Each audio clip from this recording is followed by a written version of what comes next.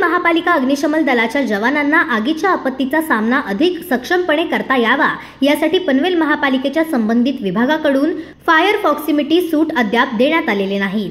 आग लागलेल्या भागात प्रवेश करून आगीमध्ये अडकलेल्या लोकांना बाहेर काढणे सहज शक्य व्हावे या उद्देशाने फायर प्रॉक्सिमिटी सूट निर्मिती करण्यात आली आहे। हा सूट परिधान करून फायरमन आग लागलेल्या भागात जाऊन 60 अंश सेल्सिअस तापमान असेल तरीही काम करू शकतो। यामध्ये हेल्मेट, ग्लोव्ज, शर्ट, पॅन्ट आणि गम बूट इत्यादींचा समावेश आहे। मात्र अद्यापही पनवेल महापालिकेने अग्निशमन दलाच्या जवानांना सुरक्षितता म्हणून फायर प्रॉक्सिमिटी सूट देण्यात आले नसल्याने भविष्यात एखाद्या कर्मचाऱ्याचा दुर्दैवाने कर्तव्य बजावताना मृत्यू झाल्यास त्यास सर्वस्वी पनवेल महानगरपालिकेला जबाबदार धरावे। तसेच पनवेल महापालिका आयुक्त मंगेश चितळे यांनी लवकरात लवकर या सूटचे वितरण करावे अशी मागणी पत्रकार मित्र असोसिएशनचे अध्यक्ष केवल महाडिक यांनी यावेळी सांगितले आहे।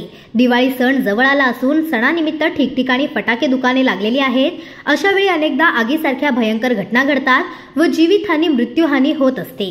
यामुळे अग्निशमन दलाचे जवान आपल्या प्राणाची बाजी लावून आपले कर्तव्य करत असतात। अशातच त्यांना अद्याप फायर सेफ्टी सूट न मिळणे म्हणजे शर्मेची बाब आहे। नुकतेच दिनांक 12 ऑक्टोबर 2025 रोजी दिवा पूर्व येथे टोरेंट कंपनीच्या ओव्हरहेड वायरवर कबूतर अडकल्याची माहिती मिळताच दिवा बीट अग्निशमन केंद्राचे जवान एक रेस्क्यू व्हॅन घटनास्थळी पोहोचले व कबुतराची सुटका करताना 2 जवानांना ओव्हरहेड वायरचा विजेचा धक्का बसल्याने त्यांना रुग्णालयात दाखल केले असता यामध्ये उत्सव पाटील दिवा यांचा दुर्दैवी मृत्यू झाला तर आझाद पाटील पालघर यांना हाताला व छातीला भाजले आहे।